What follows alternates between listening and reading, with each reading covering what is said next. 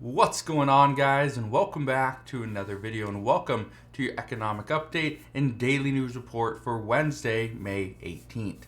So we have some big changes that are coming, and I want to address what's happening because some of the changes that we're going to see, especially moving forward, we're going to see more lawmakers pushing for additional relief to the American people. And there's a key reason behind this.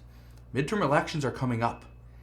These lawmakers, they have to push for more. Even if these provisions don't get passed, their constituents need to see that, okay, they are asking for more, they're demanding more, and hopefully they will get it. But really, it doesn't matter. All it is an illusion. They need to ask for more. That's it. So we are going to see some big changes coming. Today I want to talk a little bit about stimulus, give you a little bit of a stimulus update, break some news to you there. We're going to talk about the baby formula shortage and how there's more baby formula coming. So this is really welcome news to many parents. We're also going to talk about inflation and gas prices, and then fill you in on some daily news throughout this update. So that's what we're going to talk about today. If you have any questions whatsoever, please ask your questions down in the comment section below. Also, if you can take just 2 seconds, go ahead and hit that like button. It really does help out the channel. So let's get started on this update for today. Here's what I can tell you.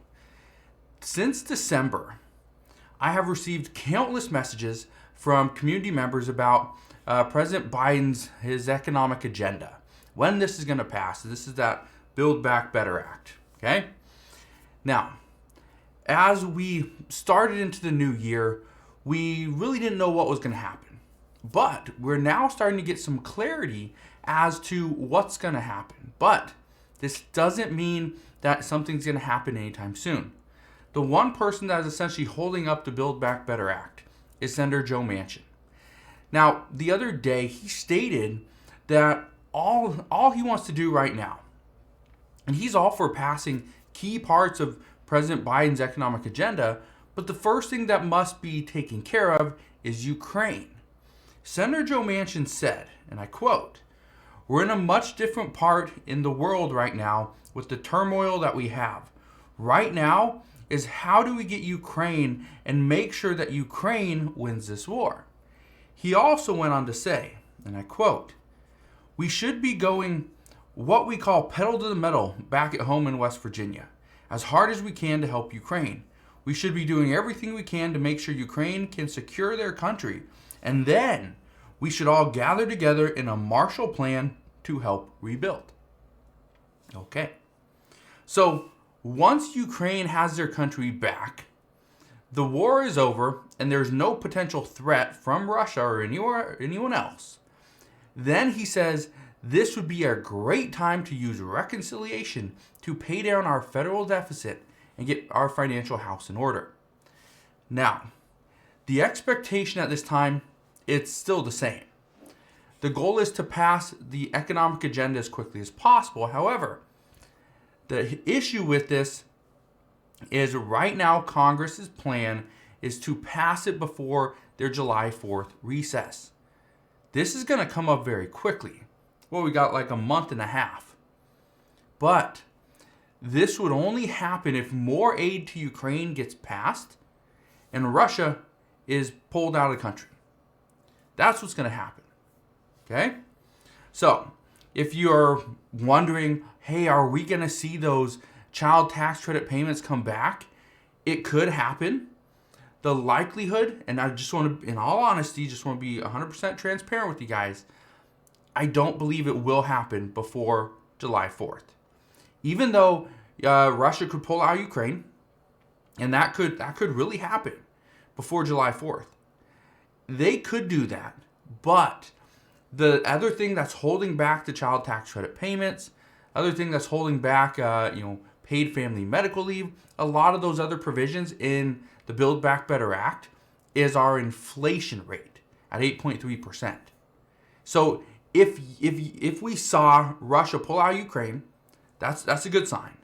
The problem is, even though they could pull out, we're going to still see high inflation potentially for the next 6 months. Okay, so that's the issue right now. That is the big issue. is that inflation's still too high.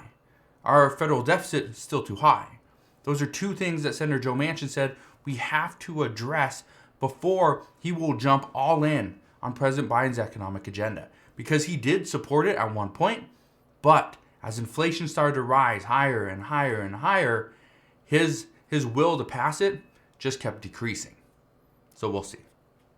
But speaking of aid to Ukraine, I kept getting a lot of comments yesterday and the day before that, hey, the Senate passed the bill. They passed $40 billion to Ukraine. And I want to specify something. The Senate didn't pass the $40 billion. The House passed the roughly $40 billion bill, or aid bill going to Ukraine. It's $39.8 billion. This week, on Monday, the Senate advanced the $40 billion aid bill, but it has yet to pass. Now, what we could see today, or pretty much as early as today, we could see lawmakers consent to waive rules on debate. That's what we could see today. And if this happens, then the bill would be sent to President Biden's desk, waiting for his signature, then the bill would be passed.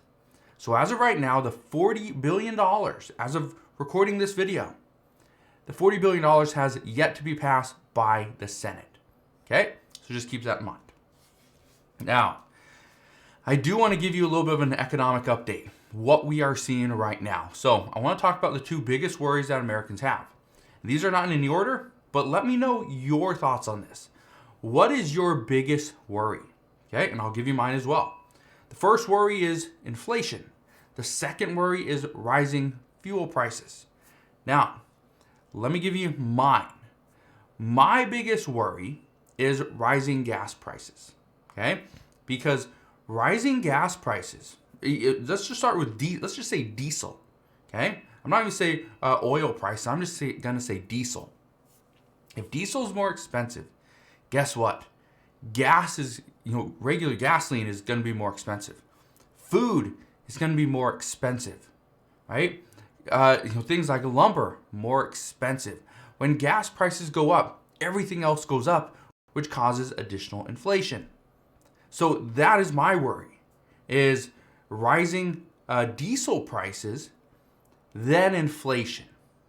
But let me know, what are your thoughts? What are your biggest worries? Your two biggest worries?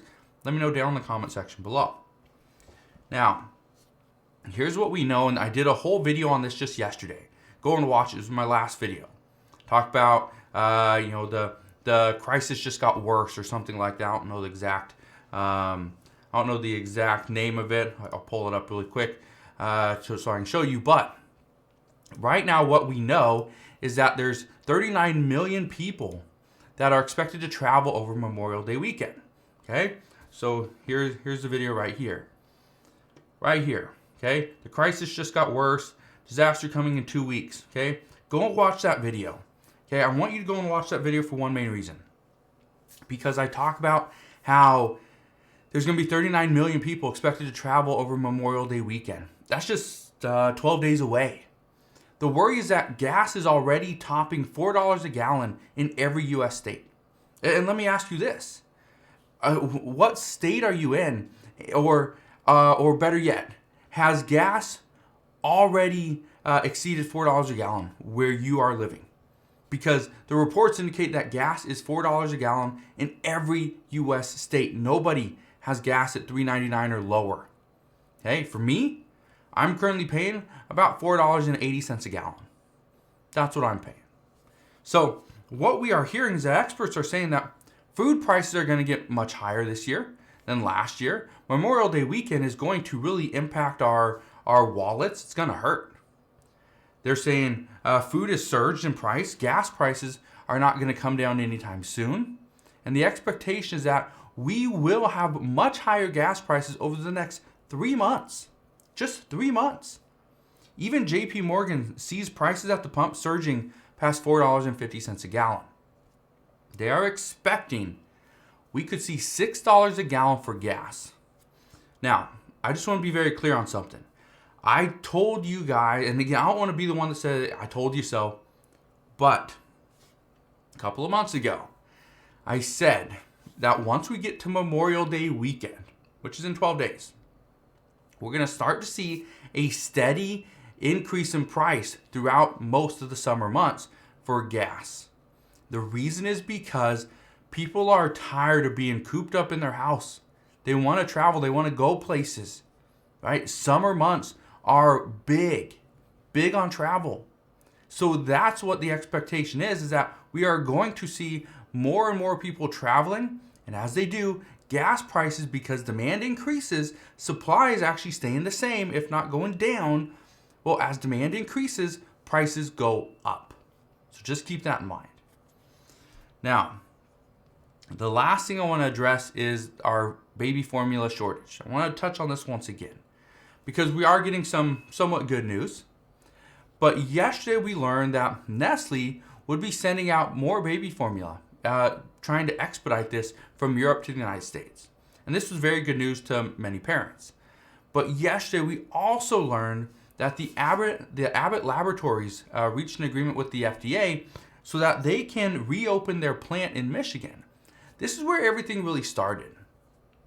This is where the FDA learned that some baby formula was potentially contaminated.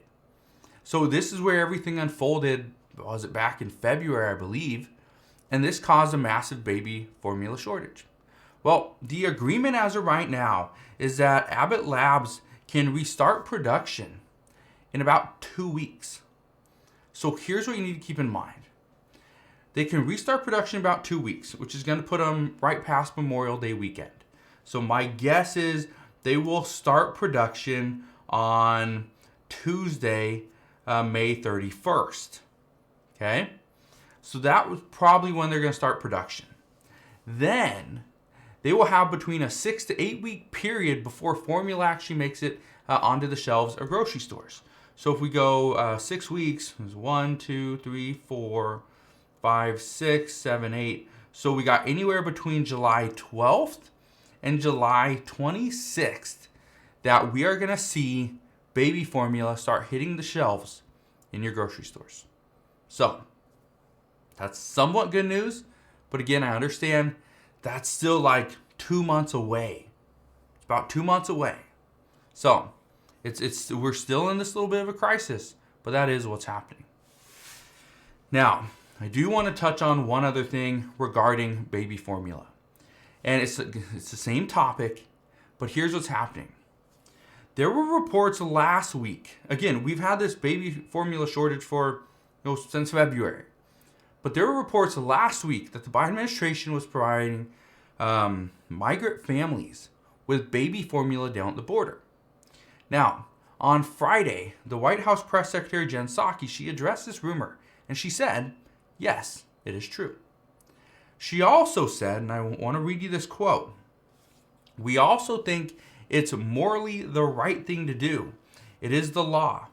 But we believe that when children and babies, or babies I should say, are crossing the border with a family member that provided them formula is morally right. And so, we certainly support the implementation of it." But I want to know your thoughts, because when this kind of broke, I got a lot of comments saying that that's not right. The Biden administration should be providing for people within the country, not migrants coming in. So I want to know your thoughts. Is this the right move? Should the Biden administration be helping out babies and young children that are coming into the U.S. illegally? Or should they not be providing them with any baby formula and giving it to the American people? I want to know your thoughts, because I got a lot of comments and I'm just curious, what's your take on it?